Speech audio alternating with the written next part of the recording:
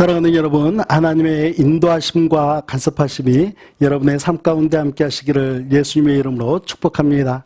오늘 주신 하나님의 말씀은 마태복음 24장 15절 말씀부터 28절 말씀입니다. 오늘 말씀의 제목은 성전 파괴와 전우주적 재림 예언입니다. 여러분, 우리 그리스도인들이 성경의 예언을 대하면서 한 가지 주의해야 할 점이 있습니다. 예언이 가지는 복합성입니다. 성경의 예언은 1차적으로는 한 특정 시기에 대한 내용일 뿐 아니라 역사 가운데 반복되는 사건을 나타내기도 하고요. 특히 세상 끝날에 대한 내용을 한 예언 안에 동시에 함축시키고 있다는 것입니다. 우리가 이런 예언의 복합성을 염두하면서 오늘 말씀을 살펴보겠습니다. 15절 말씀입니다. 그러므로 너희가 선지자 다니엘이 말한 바 멸망에 가증한 것이 거룩한 곳에 선 것을 보거든 읽는 자는 깨달을진저. 여러분, 멸망에 가증한 것이란 무엇이겠습니까? 우상이죠. 우상 숭배를 하는 것입니다. 이것이 어디에 서게 됩니까? 거룩한 곳, 즉 하나님의 성전에서 벌어지게 된다라고 예수님께서 예언을 하십니다. 이런 일들이 대표적으로 두 번 발생을 하죠. 주전 167년 예수님께서 예언하시기 이전의 일입니다. 안티오코스 4세 에피파네스라는 이방 왕으로 인해서 이런 비극을 경험하게 됩니다. 이 내용은 우리가 다니엘서에서 함께 나누었던 그런 기억이 있고요. 그리고 200년의 시간이 지나서 AD 70년 로마 제국에 의한 예루살렘 멸망과 유대인 학살 사건이 일어나게 되고 또 동시에 세상 끝날에 있을 대환란에 대한 예언이기도 합니다. 이런 환란이 일어날 때 예수님은 어떻게 하라고 하십니까? 16절부터 18절 말씀입니다. 그때에 유대에 있는 자들은 산으로 도망할지어다. 지붕 위에 있는 자는 집 안에 있는 물건을 가지러 내려가지 말며 밭에 있는 자는 겉옷을 가지러 뒤로 돌이키지 말지어다. 유대 땅에 머물지 말고 적극적으로 몸을 피해서 생명을 지킬 수 있는 산속으로 대피를 하라고 말씀하십니다. 실제로 이렇게 대피한 사람들이 AD 69년에 있었습니다. 예루살렘을 둘러싸고 있는 로마 군대가 잠시 포위망을 풀었을 때에 유대를 떠나서 갈릴리 호수 동쪽에 위치한 데가볼리에 있는 펠라라는 곳으로 도망을 쳐서 목숨을 구한 사람들이 있었습니다. 예수님께서는 대피에 대한 긴급성을 미리 가르쳐 주시면서 순종하는 사람에게는 생명을 보존할 수 있도록 길을 열어주셨습니다. 우리 19절 말씀을 보겠습니다. 그날에는 아이 뵌 자들과 젖먹이는 자들에게 화가 있으리로다. 임산부와 수유하는 어머니는 보호를 받아야 할 사람들이죠.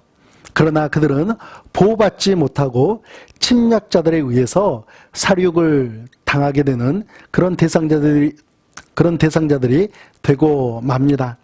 AD 70년에 예루살렘 성을 빠져나가지 못하고 110만 명이 죽임을 당하게 되었다고 합니다. 그런데 그 가운데에는 여성들과 유아들이 많이 있었다라고 전해집니다.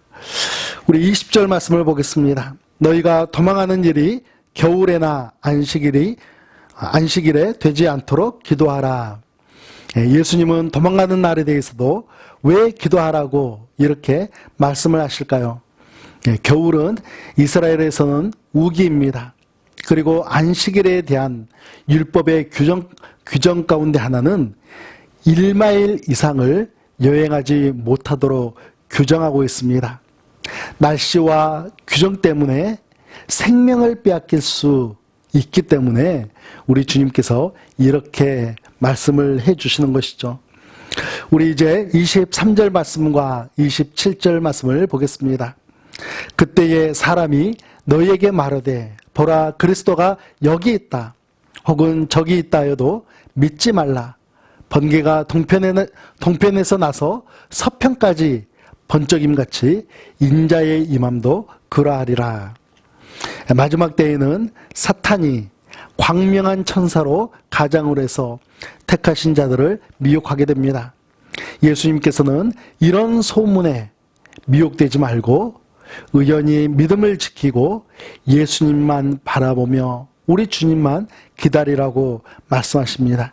흔들리지 말라는 것입니다. 우리의 마음이 요동치지 않도록 우리의 마음을 의연히 지키라고 가르쳐 주십니다.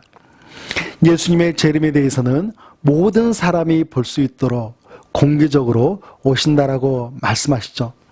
이 부분에 대해서는 우리가 우리의 이성으로서는 이해하기 힘든 부분들이 있지만 예수님은 말씀하신 대로 오신다라는 믿음을 가져야겠습니다. 다만 우리가 생각할 수 있는 것은 우리 인간은 시 공간의 제한을 받는 그런 존재이지만 예수님께서는 시공간을 초월하신 분이시기 때문에 예수님께서 오실 장면을 기대하는 것, 상상하는 것은 매우 흥미진진한 일이라고 할 수 있겠습니다.